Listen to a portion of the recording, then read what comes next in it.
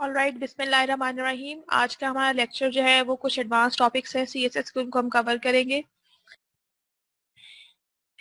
ये हमारी 3 चीजें हैं, हमारा एजेंडा है जो हमने कवर करना है। क्लास एंड आईडी हम देखेंगे, हम फ्लोट और क्लियर की प्रॉपर्टीज को यूज करना देखेंगे, इनको हम कैसे इफेक्टिवली यूज कर सकते हैं, और हम इमेजेस को उनकी लुक एंड फील को इम्प्रूव करने के बारे में कुछ चीजें देखेंगे आज। सो क्लास एंड आईडी से स्टार्ट करते हैं। बेसिकली आईडी और क्लास, ये दो तरह के सिलेक्टर्स हम यूज करते हैं। इसको यूज करने का पर्पस ये है कि हम सीएसएस जब आपकी जब वेब पेजेस जो एक्सपैंड कर जाते हैं, इंक्रीज कर जाते हैं, तो उनमें ये याद रखना मुश्किल हो जाता है कि हमने कौन से एलिमेंट को कौन सी स्टाइलिंग जो है डिफाइन की है। समटाइम हमें कुछ एक्सेप्शनल केसेस के तौर पे भी जो है वो सीएसएस यूज करनी पड़ती है कि अगर आपकी पूरी वेबसाइट में जो है वो 200 हेडिंग्स जो हैं वो H3 साइज की हैं, तो उनमें से मे बी कुछ एक्सेप्शनल हेडिंग हो जिनको आप अलग से फॉर्मेटिंग देना चाह रहे हैं। मे बी वो कोई इंपॉर्टेंट हेडिंग है, मे बी वो कोई इंपॉर्टेंट अनाउंसमेंट है, तो उस फॉर्म में फिर आपको जरूरत पड़ेगी कि आप ऐसा मेथड यूज करें जिसको यूज करते हुए आप जस्ट बता दें कि अगर ये H3 की हेडिंग ही है तो इसको हमने स्टाइल जो है वो एक्सेप्शनल स्टाइल देना है, और आप स्टाइल एक दफा डिफाइन कर दे, तो बेशक वो 15 या 20 बार भी वो एक्सेप्शनल स्टाइल आपको डिफाइन, आपको वो जो है वो असाइन करना करना पड़े, आप आराम से उसे कर सके। ये काम है आईडी का और क्लास सेलेक्टर का। The ID selector is used to specify a style for a single या unique element. अब आईडी जो है हम एक असाइन कर सकते हैं, उसके अंदर हम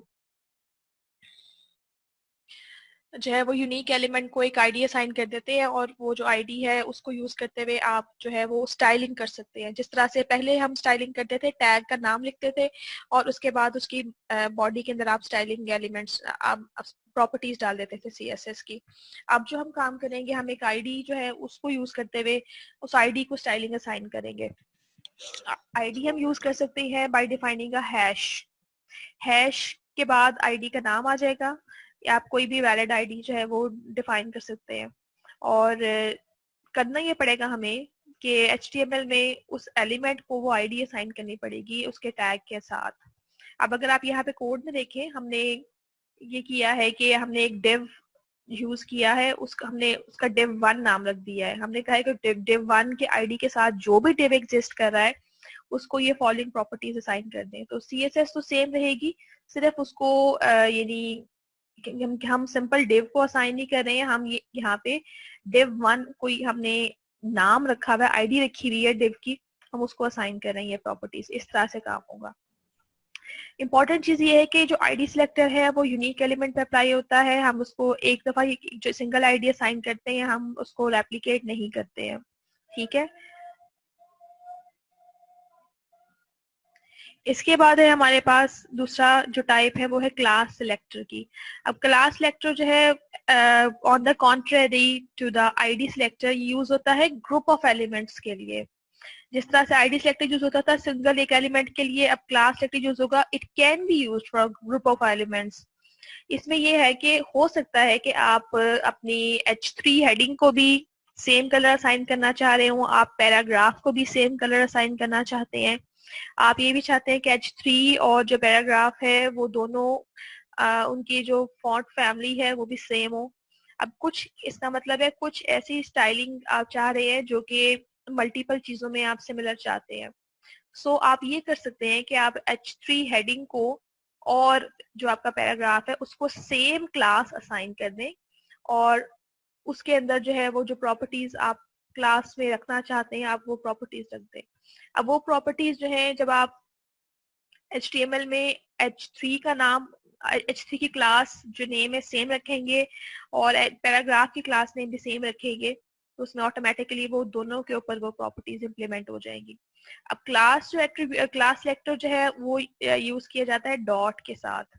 ये डॉट, उसके बाद क्लास का नाम आप डिफाइन कर देते हैं।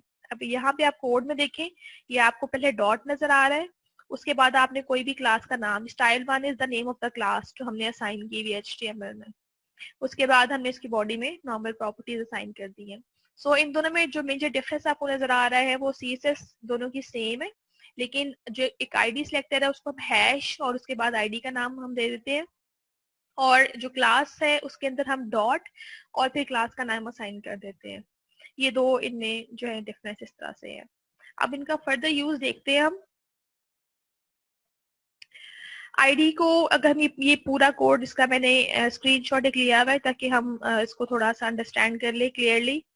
और ये हम नोटपैड पे भी कर सकते थे, लेकिन उसके फिर जाके हमें स्विच करना, कोड कॉपी पेस्ट करना, राइट करना, वो टाइम जो है वो कंस्ट्रेंट हमारी रिस्ट्रिक्शन है। इसकी वजह से हम मैंने ये कोड का जो है वो स्क्रीनशॉट ले लिया है। उसके बाद इसके जो आउटपुट है उसका स्क्रीनशॉट भी ले लिया। हम इसको देख लेते हैं। हम पहले आते हैं HTML में। हमने एक div बनाया, उसको हमने एक आईडी असाइन की div1। ये मैं इस आईडी की बात कर रही थी। और हमने यहाँ पे एक टेक्स्ट यूजिंग आईडी सिलेक्टर लिख दिया। उसके बाद हमने एक और div बनाया। अब हमने इसको कोई आईडी असाइन नहीं की है, ठीक है। तो अब हम देखते हैं कि CSS में डिफर क्या होगा। फिर हमने एक div, सिंपल div, अब हम आईडी की बात नहीं कर रहे, सिंपल div को हमने कहा कि उसका बैकग्राउंड कलर जो है वो डॉजर ब्लू कर दें, उसके विड्थ हाइट स्पेसिफाई कर दी हमने, दैट्स इट। तो ये जो डॉजर ब्लू कलर आपको नजर आ रहा है ये इस div का है, ठीक है। और इसमें हमने कोई और इसका साइज सेट किया था 200 और 50 पिक्सल्स। उसके बाद हम आए नेक्स्ट, हमने कहा कि div1 हैश के साथ। अब ये क्या है, हम आईडी की बात कर रहे हैं, हम आईडी के थ्रू एक्सेस कर रहे हैं। आईडी किसकी है, ये इस div की आईडी है जिसके अंदर में लिखा हुआ है यूजिंग आईडी सिलेक्टर, ठीक है। तो इसके अंदर हमने क्या क्या कहा जी, इसको टेक्स्ट अलाइनमेंट इसकी सेंटर कर दे, बैकग्राउंड कलर जो है इसका मीडियम सी ग्रीन कर दे, और टेक्स्ट का कलर येलो कर दे, वेट हाइट हमने जो हम जो प्रॉपर्टीज इस पे लगाना चाहते थे हमने वो इसमें लिख दी है बाय यूजिंग द आईडी। और आप देख रहे हैं जब हम आउटपुट की तरफ आते हैं तो वो जो प्रॉपर्टीज हमने यहाँ लिखी थी वो तमाम की तमाम जो इम्प्लीमेंट हो रही है, ठीक है। तो ये जो था वो आईडी का पर्पज है कि आप आईडी को यूज करते हुए भी CSS असाइन कर सकते हैं, प्रॉपर्टीज असाइन कर सकते हैं उसको। नेक्स्ट हमारे पास है एग्जाम्पल इन द क्लास। अब जो क्लास है उसका कोड देखते हैं। क्लास में क्या, अब हम अगेन स्टार्ट करते हैं HTML से। बॉडी में हमने एक div बनाया जिसको हमने एक क्लास असाइन कर दी style1 के नाम की। अब इसमें हमने इस div में this div has a class of style1, ये हमने अपनी अंडरस्टैंडिंग को क्लियर करने के लिए लिखा है इसमें। उसके बाद हमने एक पैराग्राफ बनाया, इसमें हमने कोई आईडी कोई क्लास कुछ असाइन नहीं किया। देन हम एक और पैराग्राफ बना रहे हैं, उस इस पैराग्राफ को भी हमने क्लास नेम सेम असाइन कर दिया style1। इसका मतलब ये है हम मल्टीपल टाइप्स के एलिमेंट्स को सेम क्लास असाइन कर सकते हैं। यही कॉन्सेप्ट है स्टाइल का, क्लास का, सॉरी। फिर हमने इस पैराग्राफ में एक लाइन लिखी है कि जी इसका जो क्लास है style1 है, ताकि हमें जब हम इसको आउटपुट इसकी व्यू करें तो हमें समझ आ जाए। फिर हमने एक और H3 हेडिंग बनाई, उसको भी हमने सेम क्लास असाइन कर दी है। अब इसका मतलब ये है, हम ये हमारा पर्पस शायद ये है कि हम एक ही तरह की स्टाइलिंग div की, पैराग्राफ की और H3 की चाहते हैं। जब हम CSS में आएंगे, हमने एक क्लास बनाई जो यहाँ पे स्टाइल थी, डॉट के साथ हम चले, हमने style1 किया। हमने कहा टेक्स्ट को सेंटर कर दे, बैकग्राउंड कलर असाइन कर दिया मीडियम सी ग्रीन, कलर टेक्स्ट का येलो कर दिया, विड्थ और हाइट भी स्पेसिफाई कर दी। अब अगर आप ये नोट करें तो ये इन सब में इस div की, इस पैराग्राफ की और इस H3 की स्टाइलिंग सेम है, एक्सेप्ट जो आपको डिफरेंस यहाँ पे साइज में नजर आ रहा है फॉन्ट का। हमने इसको तो एड्रेस किसी प्रॉपर्टी में किया ही नहीं था, स्पेसिफाई नहीं किया था, तो H3 ने सिर्फ अपना साइज जो है वो मेंटेन किया बिकॉज वो हेडिंग थी। इसके अलावा दोनों की फॉर्मेटिंग आप देख रहे हैं, पैराग्राफ की भी और जो div के अंदर टेक्स्ट है, दोनों की फॉर्मेटिंग जो है वो सेम है।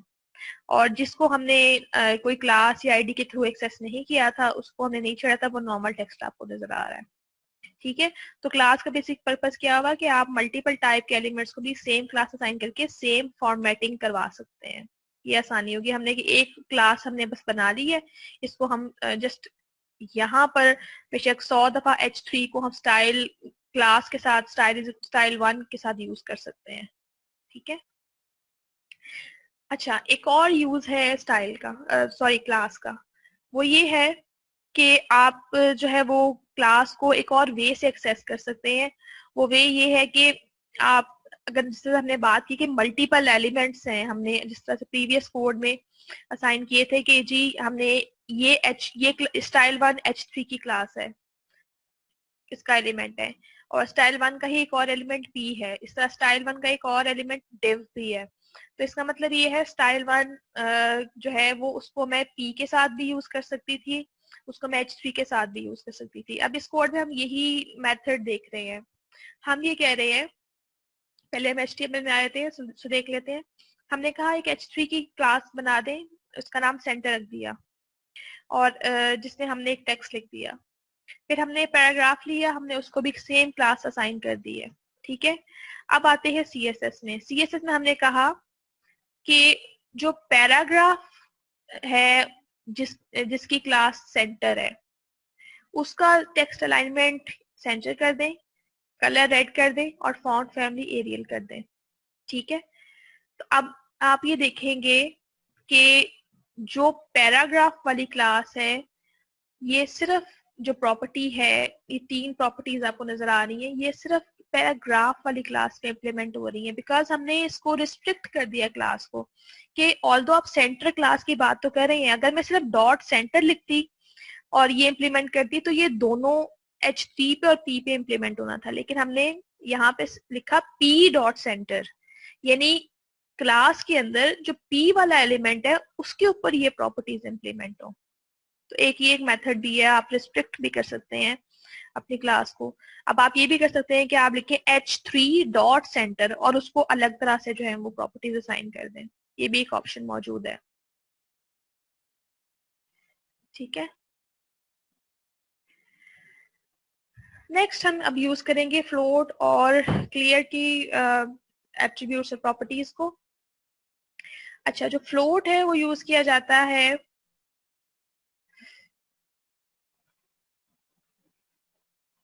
फ्लोट जो है यूज किया जाता है जब हम किसी एक एलिमेंट को राइट या लेफ्ट पोजीशन के ऊपर जो है वो रिस्ट्रिक्ट करना चाह रहे होते हैं, पुश करना चाहते हैं, और ये हमें ये भी अलाउ करता है कि जो बाकी एलिमेंट्स हैं उसके अराउंड जो है रैप हो सके। ठीक है, अब फ्लोट में जो रिस्ट्रिक्शन है वो ये है कि आप दो दो वैल्यूज ही इनको यूज कर सकते हैं, या आप राइट जा सकते हैं या लेफ्ट जा सकते हैं, यानी फ्लोट की 2 पॉसिबल वैल्यूज ही हैं, right left, third value none है, यानी आप इसमें से कोई भी चीज इम्प्लीमेंट नहीं करना चाहते। सो लेफ्ट वाला क्या करेगा, element floats to the left of the container, right जो है वो एलिमेंट को राइट पे फ्लोट कर देगा। नन मीन्स के कुछ भी ना करें, जहाँ पे है बाय डिफॉल्ट वो वहीं पे करो, और बाय डिफॉल्ट जो है वो नन होता है। इसका सिंटेक्स देखें, आपने जिस चीज को भी फ्लोट करवाना है राइट या लेफ्ट पे, उसके सीएसएस में आप सिंपली फ्लोट कॉलन राइट लिख दें। आप चाहे इसको, ये जो आपको इमेज नजर आ रहा है, ये बेसिकली आपके पैराग्राफ के राइट पे फ्लोट हो रहा है। ये इसलिए हो रहा है बिकॉज हमने इमेज की जो है वो CSS इस तरह से डिफाइन कर दी है। अगर आप इसको लेफ्ट डिफाइन करते तो इस इमेज की पोजीशन जो थी वो यहाँ पे आई थी, तो बाकी टेक्स्ट था वो इसके अराउंड जो रैप हो जाता है, जिस तरह से आप देख रहे हैं कि बाकी टेक्स्ट जो है पैराग्राफ का ये इसके अराउंड रैप हो रहा है। ठीक है, तो ये फ्लो का काम है। दूसरा है हमारे पास क्लियर। मोस्टली क्लियर और फ्लोट एक दूसरे के साथ यूज किए जाने हमें जरूरत पड़ती है कि हम एक दूसरे के साथ यूज करें, बिकॉज हमने जो सेटिंग्स फ्लोट में की होती है समटाइम्स हमें उन सेटिंग्स को जो है रिमूव करना पड़ता है for the next upcoming element, तो उसके लिए फिर हम जो है वो क्लियर यूज कर सकते हैं। क्लियर प्रॉपर्टी ये स्पेसिफाई करती है कि what elements can float beside the cleared elements, यानी अब क्लियर के साथ जो है वो बाकी एलिमेंट्स कौन कौन से आ सकते हैं और वो किस साइड पे आएंगे। सो जैसे हमने बात की कि इसका मोस्टली यूज जो है वो क्लियर का वो फ्लोट के साथ होता है। तो अब हम अगर इसकी ऑप्शंस देखें, हमारे पास फ्लोट क्लियर के साथ जो ऑप्शंस है वो अगेन लेफ्ट राइट है, और थर्ड ऑप्शन बोथ है, यानी आप दोनों तरफ जो है वो आप वो भी कर सकते हैं अलाउ। लेफ्ट वाला जो है know floating elements allowed on the left, यानी ये हमें प्रॉपर्टी क्लियर लेफ्ट ये बताएगा कि लेफ्ट वाला पार्ट जो है वो क्लियर कर दे, यहाँ पे कोई और एलिमेंट ना आए।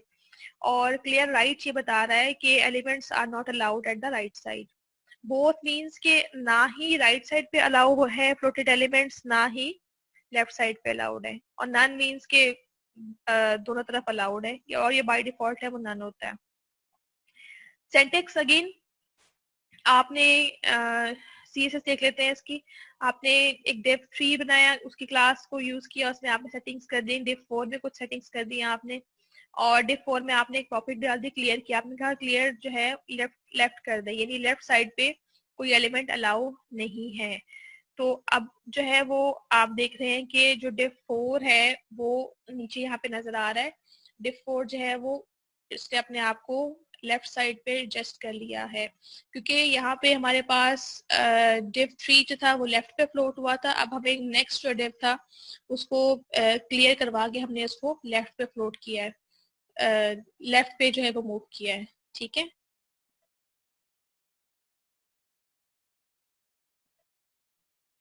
अच्छा ये एक कंपैरेटिव कोड है जिसके अंदर हम देख रहे हैं कि अगर हम क्लियर यूज नहीं करते फ्लोट के साथ तो क्या हो रहा है, और अगर हम क्लियर यूज कर रहे हैं तो क्या सूरत हाल बन रही है। सो कोड को स्टडी करते हैं, हम HTML से स्टार्ट करते हैं। हमने ये किया कि एक हेडिंग दी विदाउट क्लियर, उसके बाद हमने एक डिव बनाया, उसको डिव 1 की क्लास असाइन कर दी, और एक और डिव बनाया, उसको डिव 2 की क्लास असाइन कर दी है। डिव 1 में हमने कोई चीज नहीं लिखी, सवाई हमने सिंपल डिव 1 के वैल्यू जस्ट वो एक टेक्स्ट लिख दिया है। जो डिव 2 हमने बनाया उसके अंदर हमने एक लॉन्ग टेक्स्ट लिखा है। ठीक है, अब उसके बाद फिर हमने यही चीज जो है वो अगेन रेप्लिकेट की है नीचे। हमने अगेन एक और हेडिंग दी है, हमने यहाँ पे लिखा विद क्लियर, और एक और डिव बनाया div 3 और div 4 के नाम से। div 3 में हमने अगेन सवाए div 3 के कुछ और नहीं लिखा, div 4 में हमने कुछ लॉन्ग टेक्स्ट लिख दिया है। अब हमारे पास div 1, 2, 3 और 4 है। अब स्टाइलिंग में हम आते हैं। div 1 को हमने div 1 की जो क्लास है उसको हमने कहा कि इसको इस div को लेफ्ट फ्लोट करें, और इसकी बिड्थ हमने असाइन कर दी, हमने इसका मार्जिन सेट कर दिया, और हमने कहा कि इसका पर्पल बॉर्डर होगा। आपको div 1 जो है वो यहाँ पर्पल में नजर आ रहा है। अब div 2 की तरफ हम आए, हमने कहा कि इसका बॉर्डर जो है वो रेड कर दे और कुछ ना करें इसके साथ, तो इसका बॉर्डर उसने रेड कर दिया। अब आप देख रहे हैं कि div 1 के ऊपर div 2 ओवरलैप कर रहा है। ये क्यों हो रहा है? हमने क्योंकि यहाँ पे div 1 के साथ फ्लोट यूज किया था, और div 2 के साथ हमने क्लियर यूज नहीं किया, तो क्या हो रहा है कि वो उसके ऊपर ओवरलैप कर रहा है। ठीक है, अब अगर आते हैं div 3 में। div 3 में हमने अगेन कहा कि जी फ्लोट करो लेफ्ट पे, तो ये div 3 लेफ्ट पे फ्लोट कर रहा है। उसके बाद div 4 में हम आए, हमने div 4 में कहा कि लेफ्ट वाली साइड क्लियर कर दो, तो उसने क्या किया, ये जो हमारे पास ओवरलैपिंग का इशू था, अब आप यहाँ देख रहे हैं div 4 इज नॉट ओवरलैपिंग। ये फायदा हुआ है क्लियर यूज करने का इसके साथ। ठीक है, ओके, नेक्स्ट जो हमारा चीज है that is improving the images. अब इमेजेस की लुक एंड फील हम बेतहाशा तरीके हैं उसके इम्प्रूव कर सकते हैं, और मोस्टली जो इम्प्रूवमेंट है वो डिपेंड करती है हमारी रिक्वायरमेंट के ऊपर। लेकिन हम कुछ प्रैक्टिसेस देख लेते हैं कि किस तरह से आप उनको यूज करते हुए उनकी लुक एंड फील को इम्प्रूव कर सकते हैं। But these are not the only practices.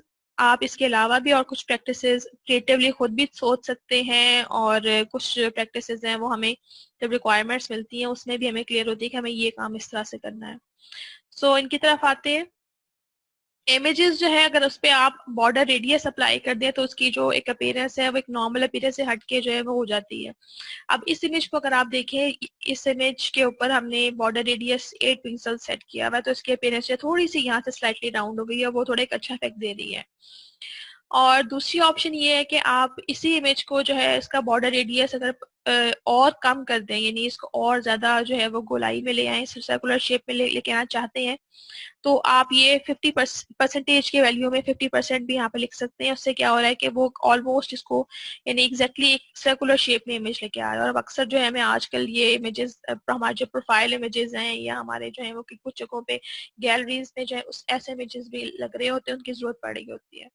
तो एक ये भी ऑप्शन है कि आप बॉर्डर रेडियस 50% पे सेट कर दें, तो आपका इमेज की अपीयरेंस इस तरह से आ जाएगी। ये कोड यहाँ पे गिवन है कि हमने अगर ये कोड लिखा बॉर्डर रेडियस 50%, तो इसकी आउटपुट कुछ इस तरह से आ गई थी। ये इमेज जो है वो इस शेप में कन्वर्ट हो गया। दूसरी ऑप्शन ये है कि आप थंबनेल्स बना सकते हैं, और ना सिर्फ थंबनेल्स बना सकते हैं बल्कि वो क्लिकेबल भी हो सकते हैं। यानी आप अगर किसी इमेज पे क्लिक करें तो वो बाकायदा अपना इफेक्ट भी चेंज करे, और वो मे भी आपको किसी जो है वो लिंक, यानी आप उसको एज हाइपर लिंक बना दें। इमेजेस को हाइपरलिंक बनाना तो हमने ऑलरेडी देखा हुआ है कि किस तरह से इमेजेस को हम हाइपरलिंक बना सकते हैं, कि इमेज के अंदर हम जो है वो एक रेफरेंस दे देते हैं एंकर के टैग के साथ। थंबनेल्स में थोड़ा सा एडिशनल फैक्टर ये है कि इमेज का साइज भी आप स्पेसिफाई कर देते हैं, और उसके बाद आप कुछ शेडोइंग इफेक्ट डाल सकते हैं कि अगर आप इमेज के ऊपर क्लिक किया जाए या कर्सर आया जाए तो उसका जो है वो एक शेडोइंग बन जाए, या उसकी अपीयरेंस जो है वो चेंज हो जाए। ठीक है, ये काम आप ओपेसिटी से भी कर सकते हैं कि इमेज जो है वो पहले ओपेक हो, जब उसके ऊपर माउस कर्सर आए तो वो क्लियर विजिबल हो जाए। खैर, हम क्लिकेबल थंबनेल्स की बात कर रहे थे। आपने एक इमेज जो था उसकी प्रॉपर्टी सेट कर दी, उसका रेडियस दे दिया, पैडिंग और विड्थ सेट कर दिया। उसके बाद आपने कहा जब इमेज के ऊपर होवर किया जाए तो उसका शेडो आ जाए। अब शेडो में आपने जो है कुछ वैल्यूज असाइन करनी है। आपने जो कलर असाइन किया है वो आरजीबी की फॉर्म में आपने उसको रेड, ब्लू, ग्रीन, ये आपने ये वैल्यूज जो आपने इस तरह से असाइन की हैं शेडो की। जब आप इस तरह के इमेज के ऊपर जब ये कोड अप्लाई करेंगे तो उसका जो शेडो है वो कुछ इस तरह से बच जाएगा, जब इसके ऊपर माउस कर्सर रखा होगा आपने इस फॉर्म में। ठीक है, अभी कलर आप अपनी मर्जी के भी असाइन कर सकते हैं। आप नॉर्मल कलर भी रेड रेड फॉर्म में, ब्लू, ग्रीन जो नॉर्मल हमारे डिफॉल्ट कलर्स है सीएसएस को, उनको भी यूज कर सकते हैं, ये आप पे डिपेंड करेगा। नेक्स्ट हमारे पास आ जाता है how to make our images responsive. Responsive images means कि जब आपका पेज है जो है वो रीसाइज हो तो इमेज जो है ऑटोमेटिकली अपने आप को एडजस्ट करे स्क्रीन के साइज के हिसाब से। मीन्स कि अगर आप अपने अपना जो वेब पेज है उसको मैक्सिमाइज नहीं कर रहे हैं, उसको आपने मिनिमाइज किया है कि या अपने हिसाब से एडजस्ट किया है, तो आपका इमेज भी उसके हिसाब से एडजस्ट हो। ये करने के लिए सिंपल सी सेटिंग है। आपने इमेज में मैक्स मैक्स विड्थ जो है वो 100% दे देनी है, और इसकी हाइट आपने ऑटो कर देनी है। अगर आप इस तरह से करेंगे तो आपका इमेज जो है वो आप नोट देखेंगे कि जब आपकी विंडो जिसपे आपने इमेज लगाया हुआ है वो छोटी या बड़ी होगी तो उसके अकॉर्डिंगली इमेज भी अपने आप को एडजस्ट करेगा, वो कट होके आपको नजर नहीं आ रहा होगा। ठीक, ये हमने कुछ एग्जांपल्स कोड की W3 स्कूल की वेबसाइट से ली थी, और आप उसको फर्दर एक्सप्लोर कर सकते हैं और एग्जांपल्स के लिए आप उसकी और प्रैक्टिस कर सकते हैं।